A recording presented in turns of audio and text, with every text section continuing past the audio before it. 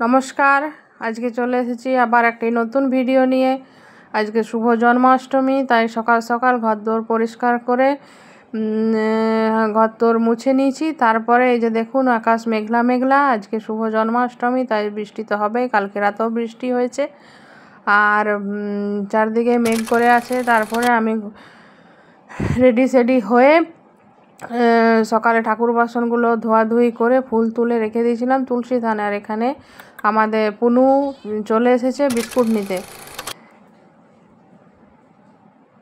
তারপর সকাল সকাল এই যে চা আর এদিকে প্রেসার কুকারে আমি বসিয়ে দিয়েছি কাবলি ছোলাটা সেদ্ধ হতে, কারণ আজকে শুভ জন্মাষ্টমী, তাই ভাত খাওয়া দাওয়া হবে না, অষ্টমী পালন আছে।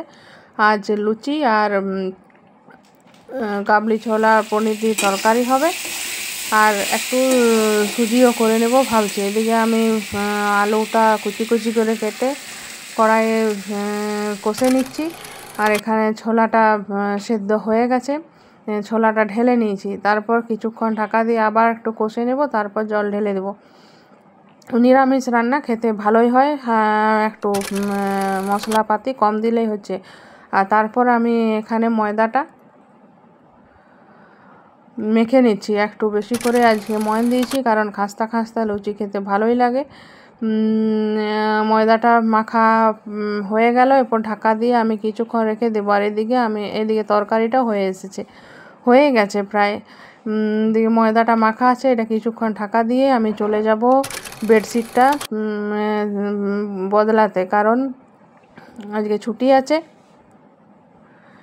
এই দেখুন বেডশিটটা বদলে দিয়েছি। দাঁড়ান একটু লাইটটা জ্বেলে নিই, তাহলে ভালো দেখাবে, কারণ অন্ধকারে রোদ ওঠেনি আজকে, তাই দেখা যাচ্ছে না। দেখুন খুব সুন্দর লাগছে দেখতে, ঘরটায় পুরো লুকটা চেঞ্জ হয়ে যায়।